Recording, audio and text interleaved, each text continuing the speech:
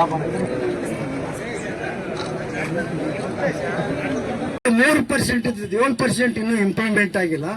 ಸಾಕಷ್ಟು ಜನಸಂಖ್ಯೆ ಉಳ್ಳ ಜನಾಂಗ ಇದು.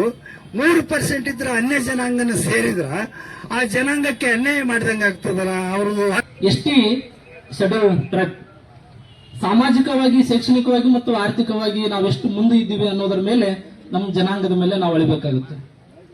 ಇವತ್ತು ನಾವು ಆರ್ಥಿಕವಾಗಿ, ಸಾಮಾಜಿಕವಾಗಿ ಎಲ್ಲದರಲ್ಲೂ ಕೂಡ ಹಿಂದುಳಿದಿದ್ದೀವಿ. ಶೈಕ್ಷಣಿಕವಾಗಿ ಅಂತೂ ಇನ್ನು ಅದರ ಲೆಕ್ಕನೇ ಬೇರೆ ಇದೆ.